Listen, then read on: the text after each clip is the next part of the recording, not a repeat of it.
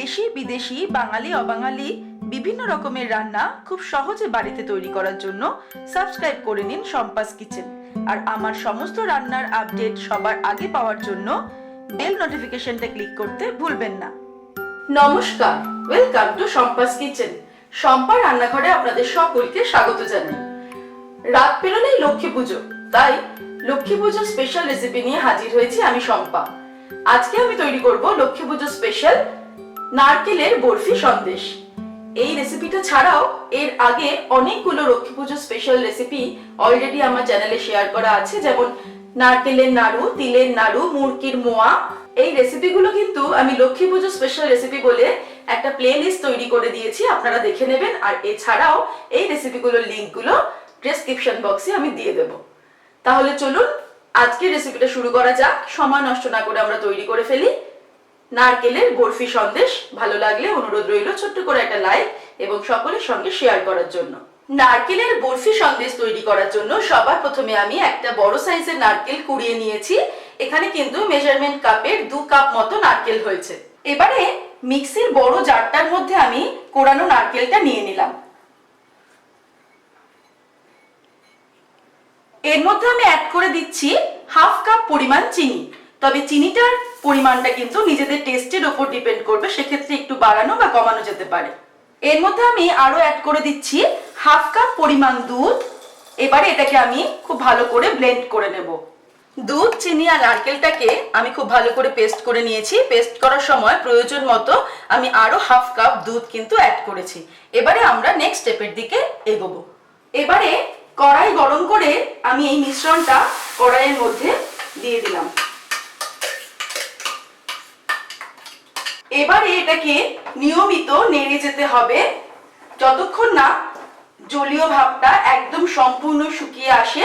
আমি মিডিয়াম আঁচে এবার এটাকে কিন্তু মাঝে মাঝে নাড়তে থাকবো।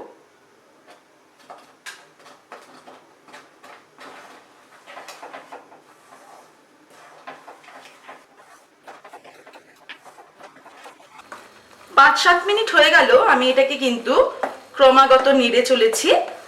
মিডিয়াম আঁচে রান্নাটা করছি। দেখতেই পাচ্ছেন যে জলটা কিন্তু অনেকটাই শুকিয়ে এসেছে, তবে এখনো সম্পূর্ণ এটা তৈরি হয়নি। এর মধ্যে এবার এরকম অবস্থায় আমি অ্যাড করছি 1/2 কাপ গুঁড়ো দুধ। এটা আমি আমুল স্প্রে দুধটা নিয়েছি, এটা 1/2 কাপ দিয়ে দিলাম। ভালো করে দুধটাকে মিশিয়ে নিচ্ছি, দিয়ে আবারও নাড়তে থাকতে হবে। মাঝারি আঁচে নেড়ে নেড়ে রান্নাটা করতে হবে।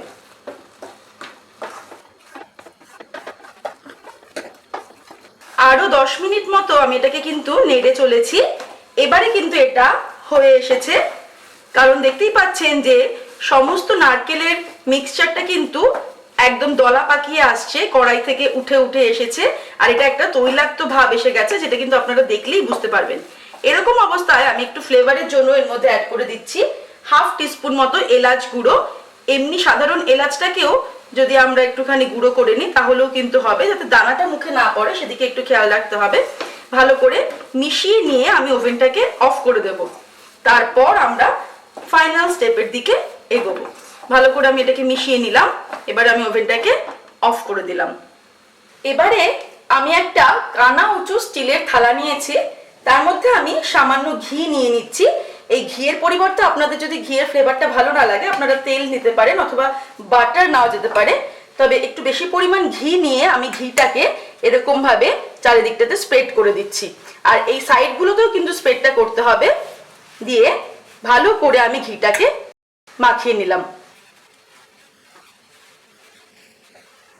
থালাতে ঘি মাখিয়ে নিয়ে তার মধ্যে আমি এই নারকেলের মিক্সচারটা দিয়ে দিচ্ছি। গরম অবস্থাতেই এটাকে কিন্তু পুরো স্প্রেড করে দেব থালা জুড়ে। গরম গরমই এটা করতে হবে, ঠান্ডা হওয়ার জন্য অপেক্ষা করলে কিন্তু চলবে না। এইভাবে চারিদিকটাতে কিন্তু স্প্রেড করে দিতে হবে। সম্পূর্ণ মিক্সচারটা আমি এই থালার মধ্যে নিয়ে নিচ্ছি, দিয়ে স্প্রেড করে দেব। এবারে হাত দিয়ে আমি এটাকে একদম সমান করে, ওপরের দিকটা সমান করে এটাকে স্প্রেড করে দিচ্ছি, যাতে একদম চারিদিকটা কিন্তু সমান থাকে আর এটা একদম প্লেন হয়ে যায়। গরম আছে, এটাকে গরম অবস্থাতেই কিন্তু করতে হবে। এইভাবে একদম উপরের সারফেসটা প্লেন করে দেব। এবারে আমি একটা ছুরি নিয়ে এগুলোকে চৌকো অথবা বরফির আকারে কেটে নেব। সেটা আমাদের নিজেদের ইচ্ছা মতো আমরা কেটে নিতে পারি, তবে এটাকে কিন্তু ঠান্ডা হওয়া পর্যন্ত অপেক্ষা করতে হবে আর গরম থাকা অবস্থাতেই এটাকে কেটে নিতে হবে। আমাদের নারকেলের বরফি সন্দেশ কিন্তু তৈরি। এবার এটাকে আমরা ঠান্ডা হতে দেব। সম্পূর্ণ ঠান্ডা হয়ে গেলে এটা সেট হয়ে যাবে, তারপর আমরা এটাকে সার্ভ করব। তৈরি হয়ে গেছে আমাদের লক্ষ্মী পুজো স্পেশাল রেসিপি নারকেলের বরফি সন্দেশ। আপনারা দেখলেন আমি কত ইজিলি দারুণ টেস্টি এই সন্দেশটা তৈরি করলাম। এটা কিন্তু লক্ষ্মী পুজোর প্রসাদের জন্য একদম আইডিয়াল। আমার রেসিপিটা ভালো লাগলে অনুরোধ রইল ছোট্ট করে একটা লাইক এবং সকলের সঙ্গে শেয়ার করার জন্য। ভালো থাকবেন, সুস্থ থাকবেন। আমি আবার হাজির হব নতুন নতুন রেসিপির সঙ্গে। নমস্কার।